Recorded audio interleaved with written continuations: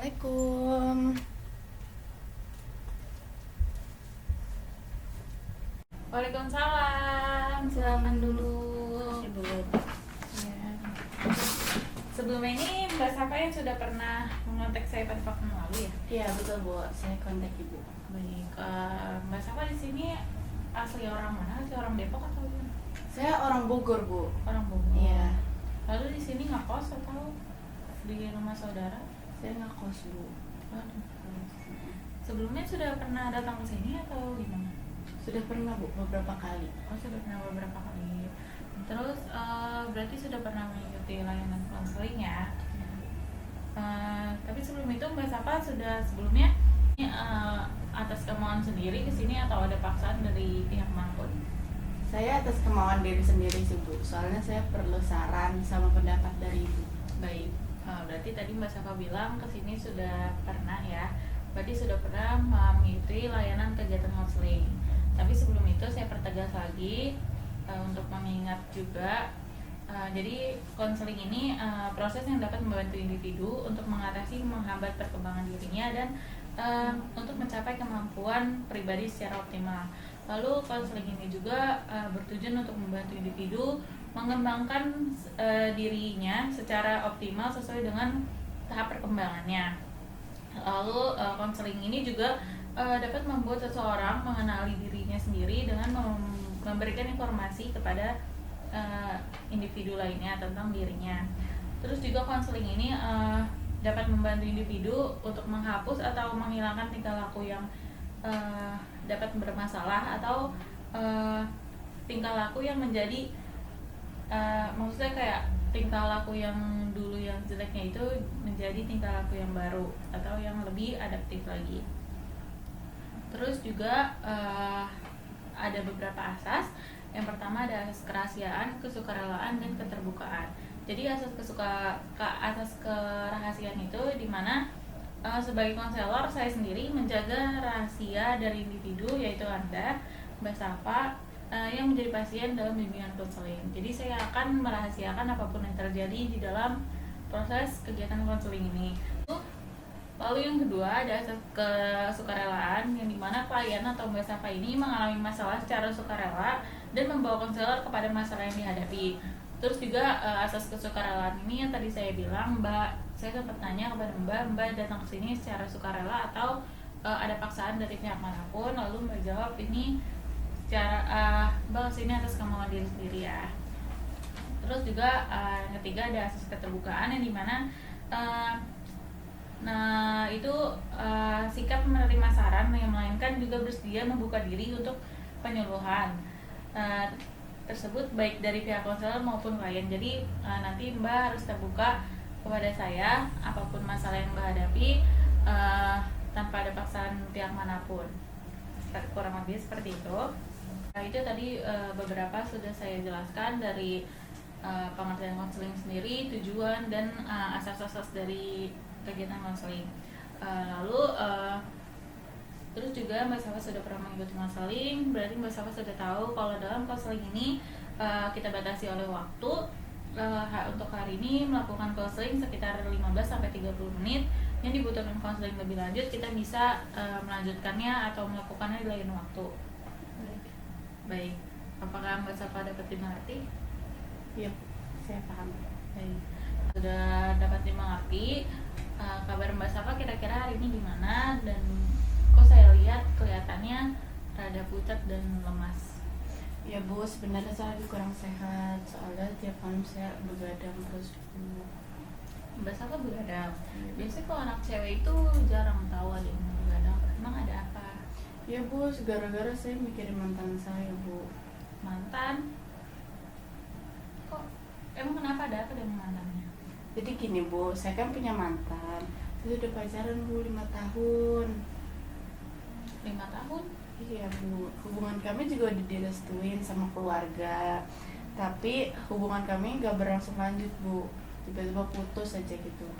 Jadi Mbak Devis, Mbak Safa ini suka bergadang, memikirkan mantannya, suka overthinking, terus suka menangis juga. Iya Bu, betul. Oh, jadi Mbak Safa ini selama setahun kurang lebihnya itu eh, bergadang, terus tidur malam, terus mungkin sedih terus, itu hanya untuk memikirkan mantan Basapa? Enggak Bu, baru akhir-akhir ini aja. Soalnya saya dengar-dengar gitu Bu dari teman, katanya dia sudah bertunangan. Saya sebenarnya nggak percaya Bu, cuman setelah saya kepoin media sosialnya ternyata benar Bu, banyak foto-foto berdua dan benar statusnya sudah bertunangan. Oh gitu. Oh iya, jadi saya mengerti perasaan dari Mbak Sapa ini. Lalu gimana ya Mbak Sapa? Sedangkan dia kan sudah bertunangan. Kalau sudah bertunangan dengan wanita lain, berarti kan hubungannya sudah lebih serius, sudah mau ke jenjang yang lebih serius. Terus juga sekarang Mbak Sapa lagi sendiri atau ada pasangan yang baru atau gimana? Saya kalau sekarang lagi sendiri sih Bu. Lagi sendiri. Iya. Apa sih yang Mbak Sapa inginkan setelah melihat keadaan yang seperti ini?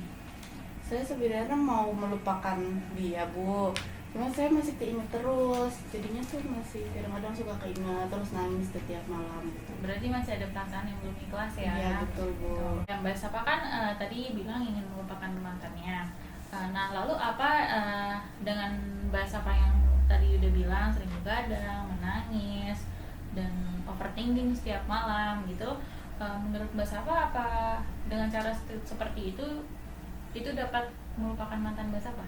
Enggak Bu, Enggak ya? malah makin keinget terus. Oh iya, berarti dengan begitu Mbak Sapa sudah tahu gimana cara melupakan mantan dari Mbak Sapa sendiri. Saya belum tahu sih Bu, apa Ibu punya saran? Masih belum tahu. Iya. Mbak Sapa kan tadi bilang masih sering kepo-kepoin mantan pacar Mbak Sapa ya. Mungkin Mbak Sapa bisa menghapus itu, hanya saran saya. Mungkin Mbak Sapa bisa menghapus atau memblokir dari apa sih namanya sosial medianya, ataupun membatalkan pertemanan di media sosial ataupun yang lain sebagainya yang berhubungan dengan mantan Mbak Sapa. Itu saran saya, menurut saya itu sangat efektif untuk dapat melupakan mantan dari Mbak Sapa.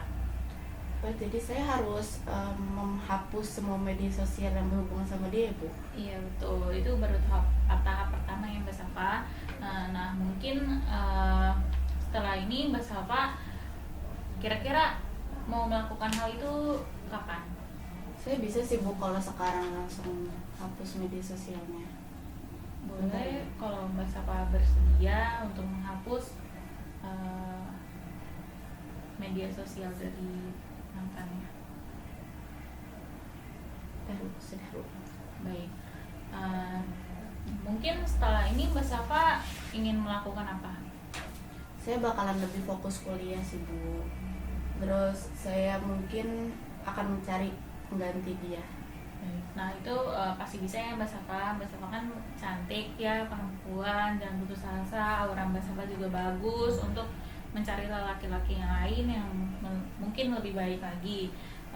Apalagi kalau fokus dengan kuliahnya lebih cepat dan wisuda gitu kan, bisa mencari uang sendiri, maka akan lebih baik lagi tentunya untuk kedepannya. Tadi Mbak Sapa bilang, baik tadi kan Mbak Sapa sudah melakukan saran dari saya untuk mendelkon atau menghapus pertemanan dari mantan Mbak Sapa. Menurut saya Mbak Sapa ini sudah mempunyai keberanian yang lebih. Mbak Sapa sudah mampu untuk melakukan apa yang sudah Mbak Sapa katakan tadi gitu. Setelah konseling ini Mbak Sapa mungkin bisa menyimpulkan sesuatu atau ada yang diomongin lagi? Iya Bu, sebenarnya saya mikir juga, mungkin saya terlalu bodoh ya selama ini masih ngeharap-harapin dia. Seharusnya saya tuh bisa bangkit dari keterpurukan saya, soalnya dia bisa bahagia tanpa saya, masa saya enggak gitu. Ya baik, saya yakin pastinya nanti Mbak Sapa akan mendapatkan pasangan yang lebih baik lagi dan bisa membawa Mbak Sapa untuk bisa lebih baik lagi juga. Amin Bu. Terus setelah melakukan konseling ini mungkin bagaimana sih perasaan dari Mbak Sapa, atau sebelum kita akhiri juga apa masih ada yang ingin diomongin lagi? Saya sih merasa lebih tenang Bu, lebih rileks gitu ya. Masalah saya sudah plong gitu aja dan sudah terpecahkan dengan konsultasi dengan Ibu. Baik, saya senang akhirnya Mbak Safa juga bisa menyelesaikan masalah dari Mbak Safa sendiri. Apakah konseling ini bisa kita akhiri? Iya Bu, sudah bisa diakhiri. Baik, kalau kita akhiri, maaf juga atas kurang lebihnya yang sudah saya sampaikan. Untuk apabila Mbak Safa ingin melakukan konseling lebih lanjut, mari kita nanti kontakkan lagi untuk melakukan penjadwalan yang lebih baru lagi. Sekian ya Mbak Safa. Terima kasih banyak sudah datang ke sini. Terima kasih juga atas waktunya. Bu, makasih juga ya Bu atas saran-sarannya, atas waktu Ibu juga. Iya, terima kasih juga. Saya pamit ya Bu. Iya, hati-hati ya. Assalamualaikum.